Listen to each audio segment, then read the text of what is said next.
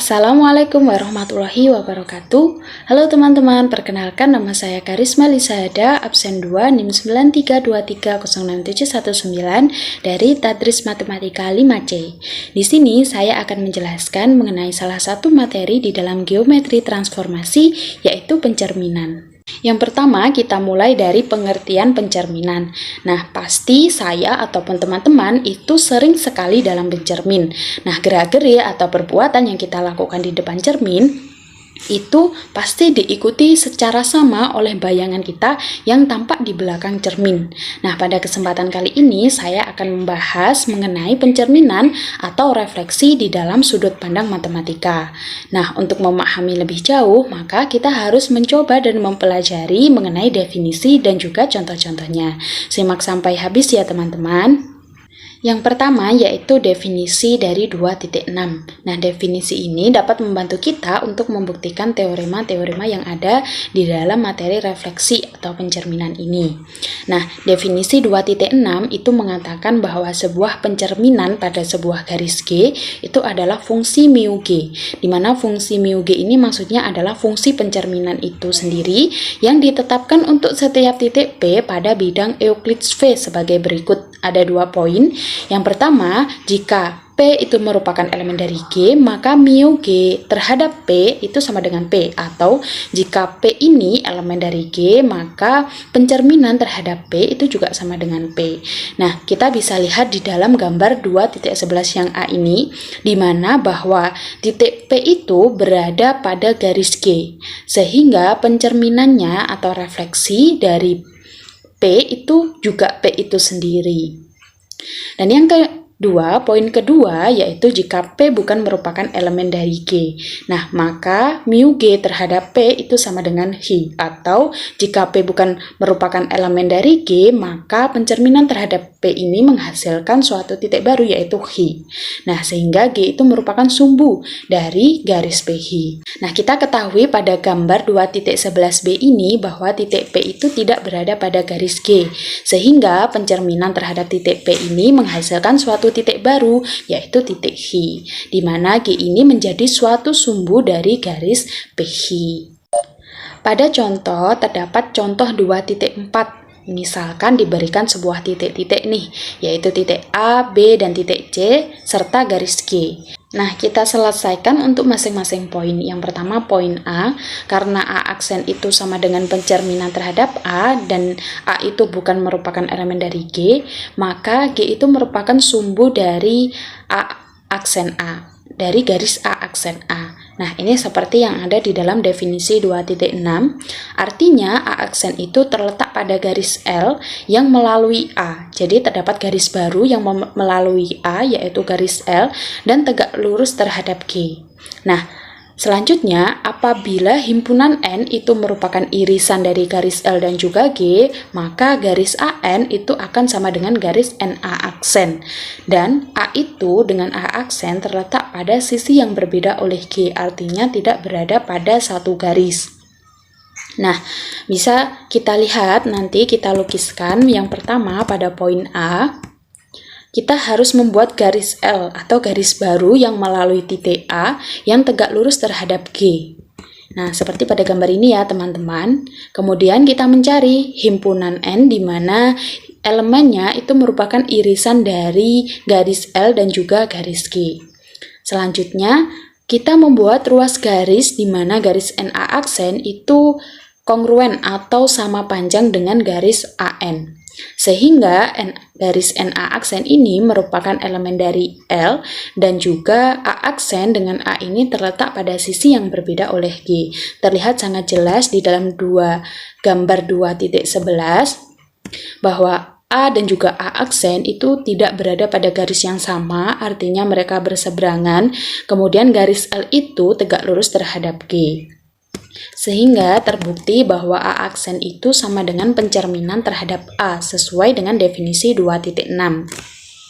Selanjutnya yang B akan kita lukis bahwa titik B aksen sehingga B aksen itu merupakan pencerminan terhadap B.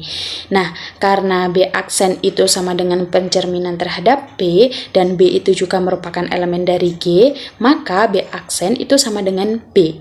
Nah, ini berdasarkan seperti pada definisi 2.6 dan sesuai pada gambar yang ada di soal pada contoh 2.4 bahwa B itu terletak pada garis G. Sehingga dapat kita simpulkan berdasarkan definisi 2.6 bahwa B aksen itu sama dengan pencerminan terhadap B. Yang poin ketiga yaitu titik C aksen, sehingga C aksen itu merupakan pencerminan terhadap C. Nah, penyelesaiannya karena C aksen itu merupakan pencerminan dari C dan C itu bukan merupakan elemen dari G, maka G merupakan sumbu dari garis C aksen. Bisa kita lihat pada contoh 2.4 pada gambar tadi, seperti pada poin A juga penyelesaiannya, akan tetapi ini pada poin yang berbeda, yaitu titik C. Akibatnya, C aksen ini terletak pada garis M. Ini garis baru yang melalui titik C dan tegak lurus terhadap G. Nah, dari sini kita akan mencari bahwa jika himpunan dari M itu adalah irisan dari garis M dan juga G, maka garis CM itu sama dengan garis MC aksen. Dan C dengan C aksen itu tentunya terletak pada sisi yang berbeda oleh garis G. Ini seperti pada poin yang A. Nah, cara melukisnya tentu kita membuat garis M yang melalui C tegak lurus terhadap garis G. Nah, kita cari nih himpunan M, di mana himpunan M ini merupakan elemen yang irisan dari garis M dan juga G. Selanjutnya, kita membuat ruas garis dan kemudian mengakibatkan bahwa garis MC aksen itu akan sama panjangnya dengan garis CM. Nah, sehingga garis MC aksen itu bagian dari M dan C aksen dengan C itu terletak pada sisi yang berbeda oleh G. Dapat kita lihat pada gambar 2.13 ini sama dengan poin yang A, akan tetapi pada titik yang berbeda. Nah, di sini bisa kita lihat bahwa C aksen itu tidak berada pada garis yang sama dengan titik C. Sehingga dapat kita simpulkan bahwa titik A aksen itu sehingga A aksen adalah pencerminan terhadap A, dan juga titik B aksen sehingga B aksen itu merupakan pencerminan dari B, dan titik C aksen itu C aksen sama dengan pencerminan terhadap C. Nah, semuanya terpenuhi sesuai dengan gambar 2.13. Yang kedua, kita akan mempelajari mengenai pencerminan sebagai suatu isometri. Nah, sebelumnya kita telah mempelajari mengenai definisi-definisi mulai dari definisi 2.1 hingga definisi 2.5 mengenai suatu isometri. Nah, kita ketahui bahwa ketentuan isometri yang ditetapkan berdasarkan suatu transformasi yang mempunyai sifat yaitu mengawetkan jarak antara dua titik. Nah, pada kali ini kita akan mempelajari pencerminan sebagai suatu transformasi melalui suatu teorema berikut ini, yaitu teorema 2.4. Teorema 2.4 ini mengatakan bahwa setiap pencerminan pada garis itu merupakan suatu isometri lawan. Nah, untuk pembuktiannya teman-teman, seperti yang ada di dalam slide, berdasarkan pengetahuan yang ada pada definisi 2.1 dan definisi 2.5. Nah, definisi 2.1 itu adalah ini. Dan juga definisi 2.5 itu sebagai berikut. Nah, berdasarkan kedua definisi ini, maka dengan adanya teorema 2.4 ini, kita dapat menunjukkan melalui 4 tahapan, di mana tahapan yang pertama itu kita harus membuktikan bahwa pencerminan itu suatu transformasi, yang kedua pencerminan suatu transformasi lawan, dan yang ketiga pencerminan suatu isometri, dan yang keempat pencerminan suatu isometri lawan. Nah, langkah pertama kita ambil sembarang pencerminan. Ibaratkan atau misalkan dengan mu G, disimbolkan dengan mu G. Jadi mu G ini maksudnya adalah pencerminan. Maka yang pertama akan kita buktikan terlebih dahulu bahwa mu G itu sebagai suatu transformasi. Terdapat beberapa tahapan kita membuktikan bahwa pencerminan itu adalah suatu transformasi. Terdapat 3 tahapan. Yang pertama, kita harus membuktikan bahwa pencerminan itu juga merupakan suatu fungsi dari V ke V. Yang kedua, pencerminan itu suatu fungsi kepada. Dan yang ketiga, pencerminan itu adalah suatu fungsi satu-satu. Yang pertama, kita akan membuktikan bahwa pencerminan itu adalah suatu fungsi dari V ke V. Nah, atau V itu merupakan suatu bidang Euclides. Berdasarkan definisi 2.6 yang kita pelajari pada pertama tadi, kita dapat mengetahui secara jelas bahwa domain dari pencerminan itu adalah V. Sehingga daerah hasil dari pencerminan juga pada V. Sebab apabila kita mengambil X yang merupakan elemen dari V, maka terdapat dua kemungkinan bahwa X itu merupakan elemen dari G atau X itu bukan merupakan elemen dari G. Nah, yang pertama untuk X yang merupakan elemen dari G, maka pencerminan terhadap X itu akan menghasilkan X, di mana X itu juga merupakan elemen dari V. Sedangkan untuk X yang bukan merupakan elemen dari G, maka pencerminan terhadap X itu akan menghasilkan suatu hasil yang baru, yaitu titik Y, di mana G itu sumbu dari garis XY. Artinya garis XY ini elemen atau bagian dari V, sehingga dapat juga kita katakan bahwa Y itu merupakan elemen dari V. Dari sini dapat kita artikan bahwa pencerminan itu adalah suatu bidang V itu juga. Jadi dapat kita simpulkan bahwa pencerminan itu juga merupakan suatu fungsi dari V ke V. Yang kedua, yaitu kita harus membuktikan bahwa pencerminan itu juga merupakan suatu fungsi kepada. Misalnya kita ambil Y yang merupakan elemen dari V. Ini terdapat dua kemungkinan lagi, di mana Y itu merupakan elemen dari G atau Y itu bukan merupakan elemen dari G. Yang pertama, untuk Y yang merupakan elemen dari G, maka terdapat prapeta, di mana X itu sama dengan Y, sehingga pencerminan terhadap X itu akan menghasilkan Y. Sedangkan untuk Y yang bukan merupakan elemen dari G, maka akan terdapat X yang merupakan elemen V, sehingga G itu merupakan sumbu dari garis XY. Nah, hal ini berarti bahwa pencerminan terhadap X itu sama dengan Y. Nah, artinya Y ini juga mempunyai prapeta, yaitu X. Karena setiap Y yang merupakan elemen dari V itu mempunyai prapeta anggota V, maka pencerminan ini dapat kita katakan sebagai fungsi kepada. Yang ketiga, akan kita buktikan juga bahwa pencerminan itu adalah suatu fungsi satu-satu. Misalnya kita ambil dua titik sembarang, yaitu titik A dan B yang merupakan elemen dari V, sehingga pencerminan terhadap A sama dengan pencerminan terhadap B. Kita misalkan nih teman-teman bahwa C itu sama dengan pencerminan terhadap A dan sama dengan juga pencerminan terhadap B. Artinya C ini merupakan elemen dari G atau C ini bukan merupakan elemen dari G. Artinya dari sini terdapat dua kemungkinan bahwa C itu merupakan elemen dari G atau C itu bukan merupakan elemen dari G. Yang pertama, untuk C yang merupakan elemen dari G, maka titik A dan juga titik B itu merupakan elemen dari G. Nah, akibatnya pencerminan terhadap A ini akan sama dengan A dan pencerminan terhadap B juga sama dengan B. Jadi dapat kita katakan bahwa A itu sama dengan B. Yang kedua, untuk C yang bukan merupakan elemen dari G, maka G itu sumbu dari AC dan juga BC, akibatnya A itu sama dengan B.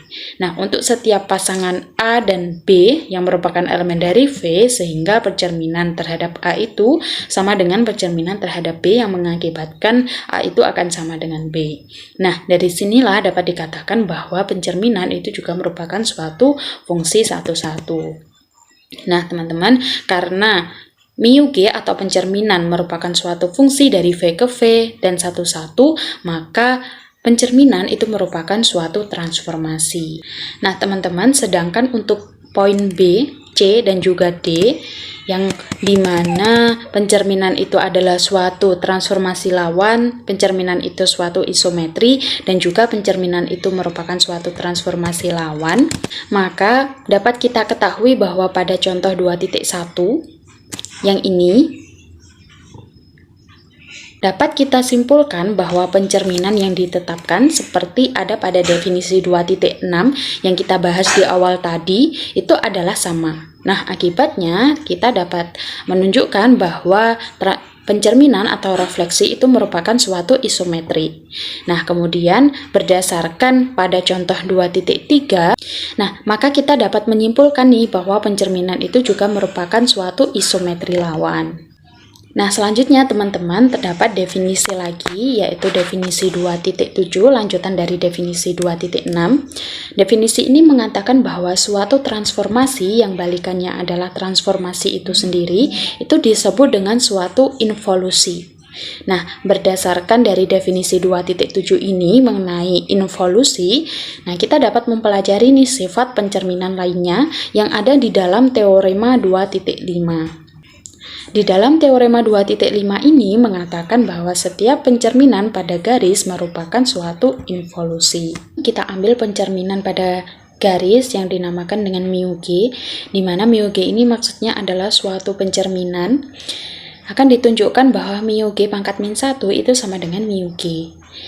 Kita ambil X sebarang titik pada V, maka terdapat dua kemungkinan, yaitu di mana X merupakan elemen dari G, atau X itu bukan merupakan elemen dari G.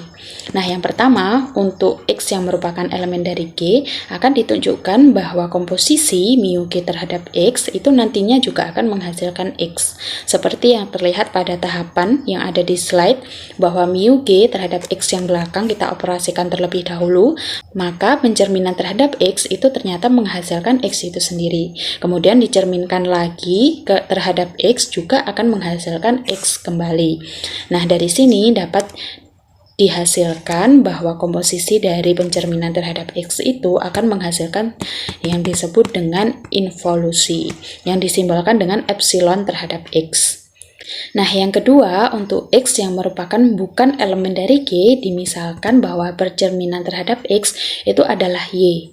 Maka akibatnya G itu adalah sumbu dari garis XY, artinya sama dengan G sumbu dari garis YX. Nah, dari kedua ini maka dapat dihasilkan bahwa garis XY itu akan sama dengan garis YX. Jadi, pencerminan terhadap Y itu akan menghasilkan X. Kita perhatikan seperti yang ada di dalam slide ini, komposisi terhadap X, maka kita operasikan untuk pencerminan yang belakang, di mana pencerminan terhadap X, di mana X yang bukan merupakan elemen G, ini menghasilkan suatu nilai yaitu Y.